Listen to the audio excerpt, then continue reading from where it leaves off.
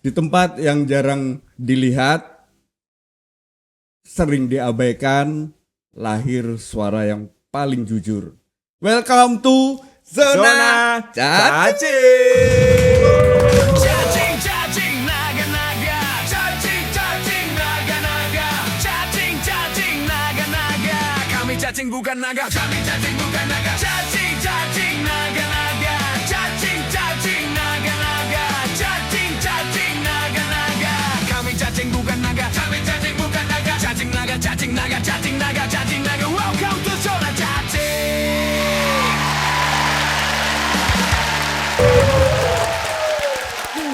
Oke, kawan cacing ya, kawan cacing ya. Cacingers. Cacingers. Kenalkan, aku Andi. Aang Kartika. Dalam episode perdana kita, Perdana ini, kita Pak. nggak akan bahas yang viral ya, tapi kita coba mengangkat realita, real. Real. Sesuatu yang bersifat cacing berarti. Betul. Jadi apa yang menjadi keresahan kita sebagai masyarakat lapisan paling bawah, lapisan paling bawah, itulah kita para cacing Minoritas berarti. minoritas. Betul. Dan kita akan mencoba mengangkat topik komunal nih, Pak. Topik komunal. Komunal, entah itu komunitas musik, Mm-mm. budaya, Mm-mm. seni, Hmm. semuanya, Pak. Motor, komunitas kucing mungkin Oh, bisa? bisa. Bisa. Jadi Kucing garong, Pak ya. nya komunal di Blora kenapa selalu seperti yang sudah-sudah muncul stuck hilang, muncul stuck hilang. Mm-mm. Nah, tentu dari struktur letak geografis kita, Mm-mm. susahnya hidup di kabupaten kecil itu apa saja? Itu yang akan coba kita angkat. Iya. Padahal sebenarnya, Pak ya, kalau kita mau melihat secara cermat, padahal di Blora ini juga banyak potensi. Betul. Tak Banyak. sambil ngopi, Pak. Oh iya, monggo diseruput.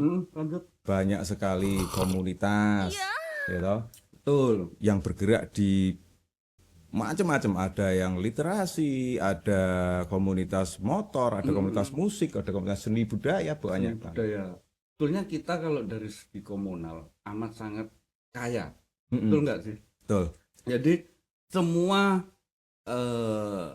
komunal kita ada. Tapi kenapa hanya sebatas itu saja perkembangannya? Nggak bisa yang pada akhirnya menjadi simbol bahwa ini adalah produk Blora atau ini ikonnya Blora. Kenapa ya? Ya pasti, Rokok, Pak, rokok. pasti banyak sekali, Pak. Banyak permasalahannya, banyak faktornya yang menyebabkan sampai di komunitas ini nggak apa ya, kayaknya kayak kalau aku melihat malah justru kayak mereka ini sebenarnya tumbuh, tapi ketika ada di satu titik di level tertentu biasanya mereka itu udah gitu aja, kayak vakum gitu aja. Nah, selama ini mungkin sempat nggak Aang sendiri main-main ke salah satu atau beberapa komunal, sharing-sharing, mungkin kendala apa yang mereka alami hingga mereka mengalami pada fase itu stuck di katakanlah fase di mana harusnya dia tumbuh kembang bisa melebarkan sayap, tapi pada satu titik itu mereka merasa terhambat dan susah banget untuk semakin berkembang. Pada akhirnya itu tadi, mati enggan, hidup segan. Mati nggak mau. Iya. Jadi intinya sebetulnya Blora itu banyak talenta yang bisa dieksplor. Bisa banget, banyak Dan banget. karya-karya yang ada di Blora itu amat sangat banyak. Mm-mm. Bahkan bisa dikatakan tersisihkan lah ya, nggak sempat terekspos. Lah mungkin dengan hadirnya Zona Cacing harapannya kita bisa mengangkat nih mereka-mereka yang minor atau komunal-komunal yang nggak sempat terekspos, ya fungsinya kita kan, ayo kita bareng-bareng ini Blora. Jadi zona cacing adalah media untuk mengangkat mereka-mereka yang tersisihkan, kaum komunal yang tersisihkan. Dulu ini Pak, kalau pengalamanku ya yang komunitas musik itu ada output yang tertinggi itu ketika kita sampai bikin kompilasi. Oh, kompilasi satu album. untuk Blora itu ya. Satu untuk Blora. Hmm. Kita sering manggung di Taman Mustika. Tahun berapa itu? Aduh, nek masalah tahun aja takon aku, Pak. Kisaran 2012, 2013? Iya, 2010. 13 kalau nggak salah. Ya, 2013 lah. Waktu itu kita puncaknya main di TVRI Semarang ya. Jadi kan kita ngumpul semua musisi-musisi all genre itu nongkrong, kemudian bikin event di Taman Mustika setiap malam minggu tuh dulu. Terus outputnya kita bikin kompilasi, yuk rame-rame kita bikin kompilasi bareng-bareng. Terus habis bikin kompilasi itu kebetulan kita ada channel untuk ke ke TVRI. Ke TVRI.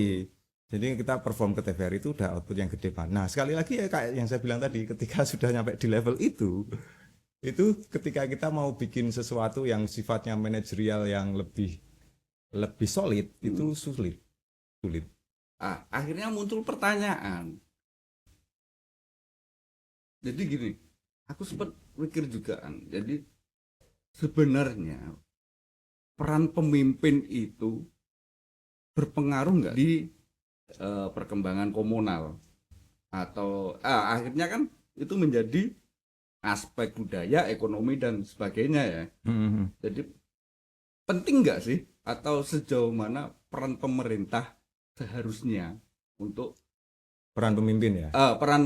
peran pemimpin ya, artinya maksud menurutmu piye Ang, untuk peran pemimpin itu sendiri? Peran pemimpin terhadap kemajuan sebuah daerah itu sangat penting kalau masalah pemerintahan ya Pak ya. Kalau masalah pemerintahan kan sudah ada regulasi, sudah ada aturan, dia harus membangun ini, dia harus membangun itu. Itu sudah ada regulasi dan aturannya lah. Tapi kalau untuk untuk dampak dari kehidupan di luar pemerintahan, itu bisa dari ininya hobinya ya, hobi. Passionnya pemimpin itu ya. Seorang pemimpin itu. Jadi contoh misalkan gini Pak, zaman dulu di Blora itu belum pernah ada event Trabas. Motor ya. Motor trail, Trabas buat Trabas. Jadi ketika kita waktu itu pemimpinnya Pak Joko Nugroho, Pak Koko. Pak Koko. Pak Koko itu punya passion dengan motor trail. Jadi ketika dia punya passion dengan motor trail, dia melihat hutan, oh ini potensi untuk passion saya.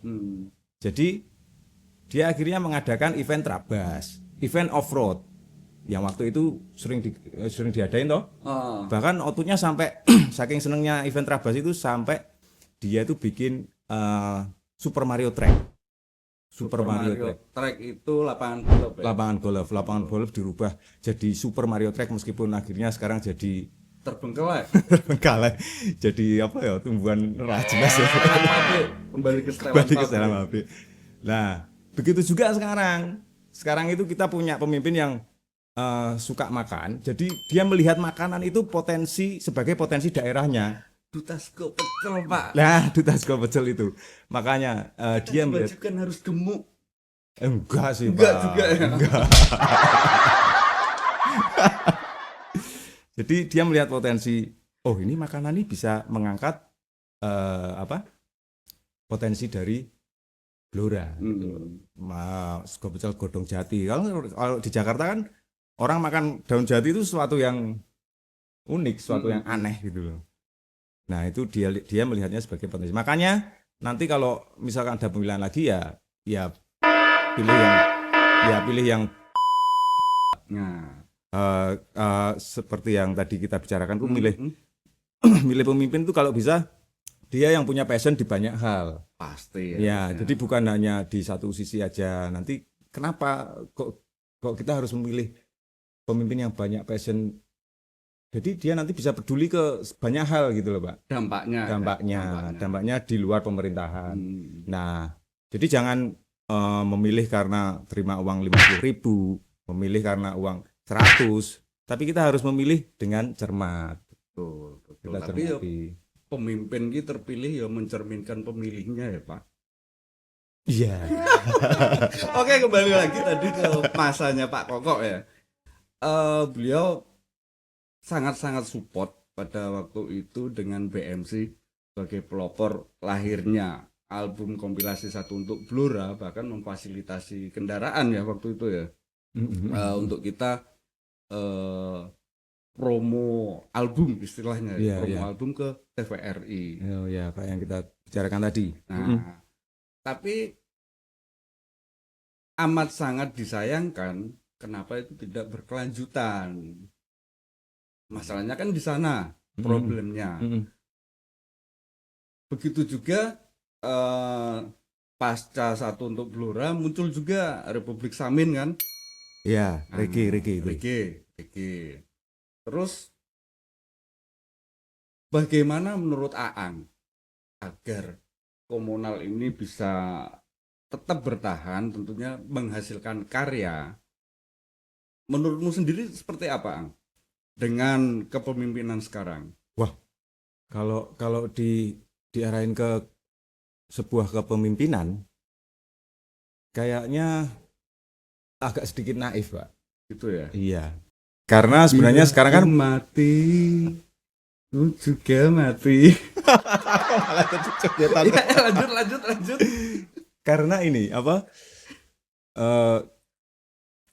Sekarang ini teknologi sudah banyak berubah satu ya, sudah banyak berkembang. Jadi ada kemungkinan ya, kemungkinan kesempatan kita untuk lebih dikenal, lebih berkembang itu lebih gampang sekarang itu. Cuma sayangnya itu kembali lagi di kita tuh secara psikis di bawah sadar itu ketika kita mau masuk ke level yang lebih serius itu kita kayak yang ogah ribet. Jadi kayak kita masih suka yang raw art lah kita. Isi gitu. Iya, yang gimana begitu. Jadi padahal untuk menuju sesuatu yang lebih tinggi itu butuh proses yang perjuangan yang luar biasa kan. Perlu juga diketahui kalau di kota yang kota pensiunan ini kita minim pressure. Betul. Minim pressure. Jadi ada kalanya orang itu perlu dipressure, orang itu perlu dipojokkan untuk menjadi naik. Harus dipressure juga gitu. Memilih pemimpin itu ya. Apa mungkin karena apa ya? Faktor publiknya atau masyarakatnya yang kurang mendukung, Pak. Bisa nggak seperti itu? Justru sebaliknya nih aku ngelok, Pak. Karena gini, di Blora ini orang saling kenal, orang saling tahu. Itu bisa menjadi salah satu modal untuk mudah dikenal. Jadi itu juga punya sisi lain juga gitu, maksudnya karena kita sudah saling kenal, jadi kita nggak ada pressure kayak gitu ya. Kita mau saingan itu udah udahlah gitu. Kayak lihat gitu ya. Biasa saingan. Udah tahu gitu. Jadi kayak nggak ada pressure malah. Daya saingnya nggak ada ya. Dulu waktu eranya Pak Koko sering kita jumpai event-event dari panggung ke panggung nih, Pak. Iya benar. Sekarang amat sangat jarang, bahkan minim banget. Apa mungkin dari kita sendiri yang memprakarsai, artinya gini, dari komunal itu sendiri memaksakan diri ya dengan kemampuannya mengadakan itu tadi event tanpa campur tangan pemimpin ataupun pemerintah. Artinya kembali lagi ke komunal mereka masing-masing. Gitu kan, artinya mereka yang mampu bertahan ya mereka yang bisa menjaga eksistensi mereka kan gitu. Ketika mereka nggak eksis ya udah resiko, artinya kan siap untuk tenggelam. Ada kok sebenarnya ya. Sebenarnya ada itu satu komunitas yang nggak bergantung ke pemerintah malah. Banyak, Kalau Pak, iya, banyak. kalau misalkan kita ada satu komunitas nih yang terlalu bergantung ke pemerintah, ketika pergantian pemimpinan itu jadi beda lagi urusannya. Banget, Pak. BMC itu, Pak. Mati, Pak. Bener nggak? Ya begitulah. Sepertinya sangat menarik. Mungkin di episode selanjutnya ya kita menghadirkan komunitas yang benar-benar dia mampu menjaga eksistensi mereka dengan event-event kecil, bahkan sudah lebih 10 tahun mungkin eksisnya mereka. Ya. Akan lebih menarik, akan kita kupas tuntas. Nanti kita undang. Nah, betul. Kawan cacing, kalau kamu merasa relate dengan obrolan kita, berarti kamu nggak sendirian. Ya, betul sekali. Kalau kamu punya kisah yang sama, cerita yang sama, atau pengalaman yang sama, berarti kalian bagian dari kami, dari kita semua. Kita bagian dari bawah tanah. Oke, saya Andi. Saya Ang. Bye-bye from Zona Cacing. Di sini orang-orang penuh kreativitas, tempat orang-orang yang survive. Di sini bukan anak-anak malas, tempatnya para pekerja keras. Di sini bukan anak-anak manja, sering kerja. Banyak ditanya.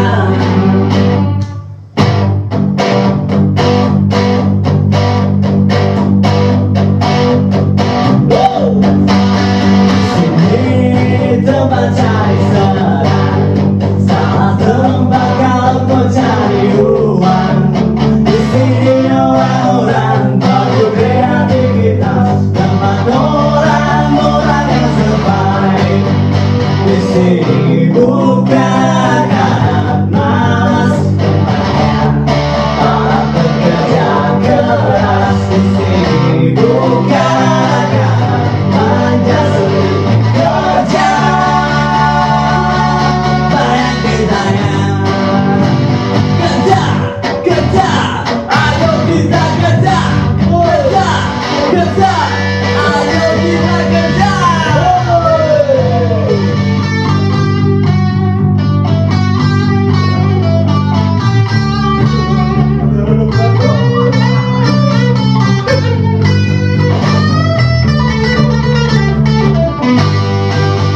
Di sini.